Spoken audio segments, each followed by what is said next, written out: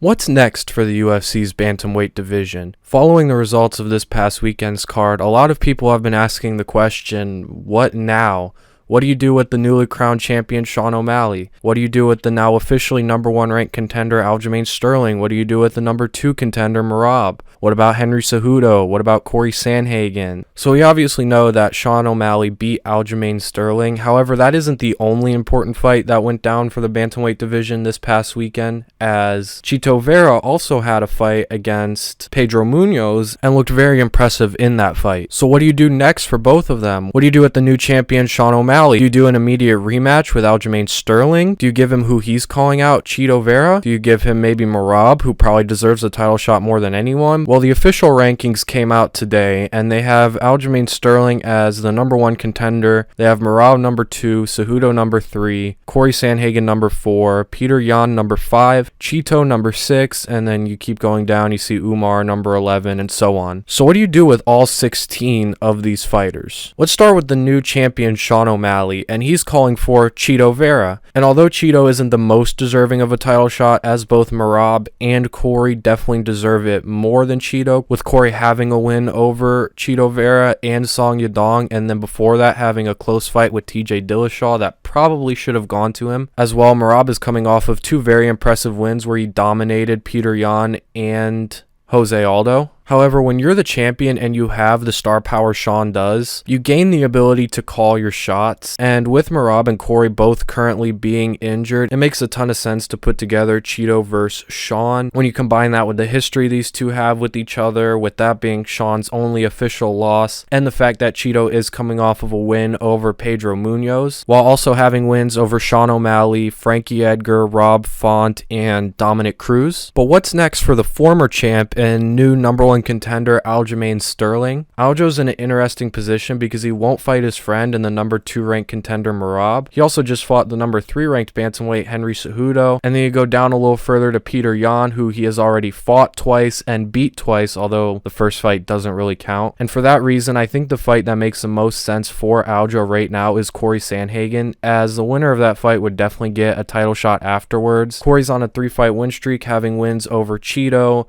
Rob Font, and Song Yadong, and before that he lost a razor-thin decision to TJ Dillashaw, which probably should have gone to him. As for Aljo, I don't think he's deserving of an immediate rematch. However, with a win over Corey, he definitely would deserve a title shot. This is assuming he's staying at 135 and not moving up to featherweight, which I think he probably will stay at bantamweight for now. However, if he is going to move up to 145, I said in my last video, I think Josh Emmett or Brian Ortega make the most sense for him. And now moving on to the number 2 ranked contender Merab. Merab's in an interesting position where he is the most deserving of a title shot. However, not many people care to watch Merab fight. He's not a super entertaining fighter. Sean didn't have much interest in fighting him, and because of that, he's not really in the position to call for a title shot. As well, he is currently injured, but you know who else is injured?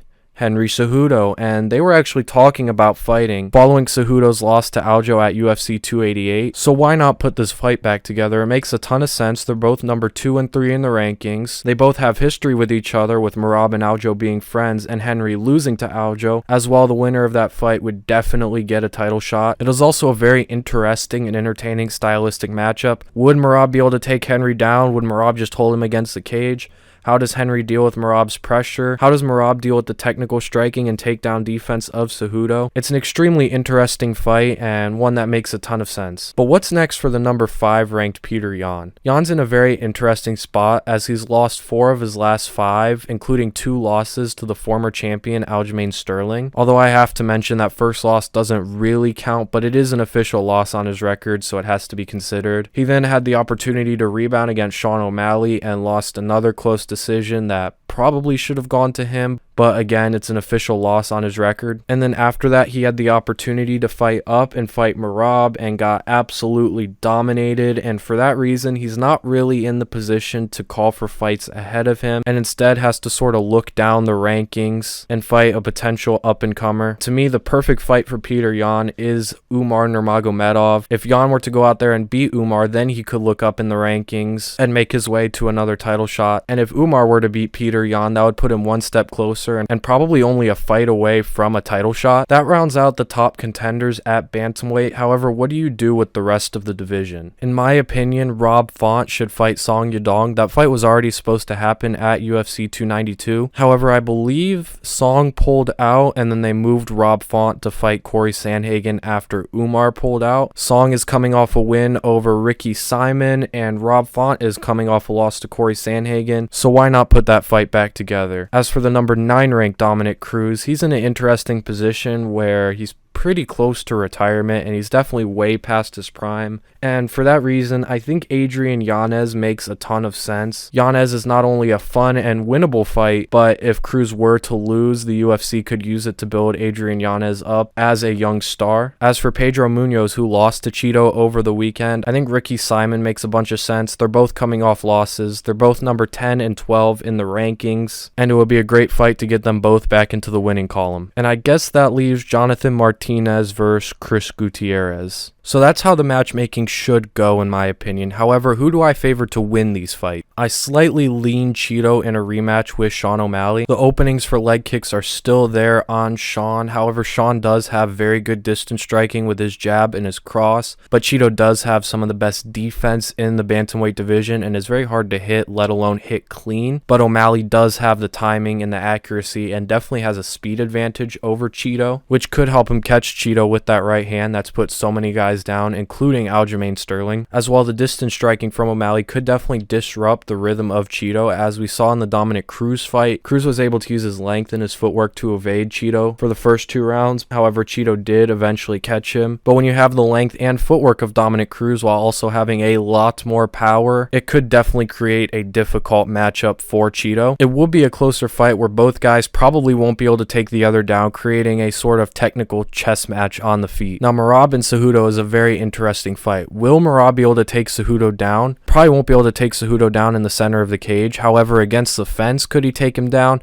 And if not, does he just hold him there against the fence like he did against Aldo and Jan? How does Cejudo deal with the pace and pressure Merab's going to put on him? And with the volume of strikes Merab throws open up takedown opportunities? But on the flip side, what if Merab can't take down Henry and can't control him against the cage in the clinch? It's a very interesting fight and it's a hard fight to pick. Right now, I will slightly lean Merab. I think the pace he's going to put on Cejudo will be too much and Merab just doesn't get tired. I think Merab's boxing and leg kicks would open up opportunities for him to get into the clinch against Cejudo, and although he might not be able to take Cejudo down, I think he would be able to hold him against the fence. However, if Cejudo can defend and use his footwork to evade the takedown, the fight gets very interesting, as Merab does throw a lot out there, which does leave room for Cejudo to counter him. However, right now, and I might change my opinion later, I'm gonna go with Merab. Peter Yan versus Umar is a very interesting fight. We don't know how Yan's gonna show up. We don't know how these past 3 losses have affected him mentally, and that beating he took from Merab could definitely have a massive effect on his confidence going into this fight. However, if Yan is at 100%, I think I'm gonna have to lean ever so slightly with him, as I think he'd be able to defend a bunch of the takedowns and pick Umar apart on the feet with his boxing. Umar has been caught by the right hand multiple times before, and if Yan is able to get his timing down, I think that right hand's gonna land all day. However, Umar does have insane power and very good kicks, which could help him stay out of boxing range. As well, he obviously has very good takedowns and submission skills, and if he could put a pace on Yan like Merab did and sort of overload the data and not give Yan any room to breathe, I could definitely see him winning this fight. However, I don't know if he has the cardio to do that for 5 rounds. In a 3-round fight, it gets interesting, and I would actually favor Umar because it gives Yan less time to work and sort of figure out his opponent. However, in a 5-round fight, I'm going to lean Yan ever so slightly. I think Rob Font beats Song Yadong. I just think his boxing would be too good. Song has been caught before. Song has insane power, but so does Rob Font. It would be interesting to see if either guy would go for a takedown and if either guy would be successful. More specifically, if Song Yadong would attempt a takedown, as we have seen what Corey was able to do to Rob Font. And although Font's pretty good on the ground,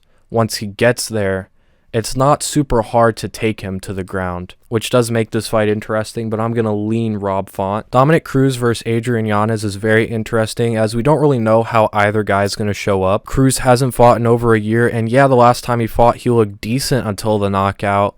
He still did end up getting knocked out, and we don't really know how he's going to look after that. However, we also don't know how Adrian Yanez is going to look, because the last time he fought, he also got brutally knocked out by Rob Font. Overall, I'm going to go with Adrian Yanez. I think Cruz will have success early on with his footwork and his length and his distance striking. However, I think eventually Yanez will be able to work his way to the inside, and I doubt Dominic Cruz's chin is the same as it was following that Cheeto knockout and all the other fights he's been in. He's also getting up there in age, and this could possibly be his last fight, whereas Adrian Yanez is still young and fairly fresh in the game, and because of that, I think he's going to be able to withstand the early success of Dominic Cruz, eventually working his way to the inside and sort of dirty boxing him up close. It would be interesting to see if Dominic Cruz would attempt to take him down and how Adrian Yanez would do on the ground. However, I am going to have to go with Adrian Yanez. I think Pedro Munoz beats Ricky Simon through the leg kicks and through his striking as well. He does have very good Brazilian jiu-jitsu, although he doesn't have great wrestling to get the fight there. If the fight does go there, I think he probably has the advantage there as well. Overall, I don't think it's a great fight for Ricky Simon. And finally, I think Chris Gutierrez beats Jonathan Martinez. But that is the end of the video. The bantamweight division is by far one of the best divisions in the UFC, and is probably the best division in terms of talent, and because of that, there are so many amazing fights that could be made. Like this video if you enjoyed, subscribe if you are new, follow my brand on Instagram, follow myself on Twitter and Instagram, and I will see you guys in the next one.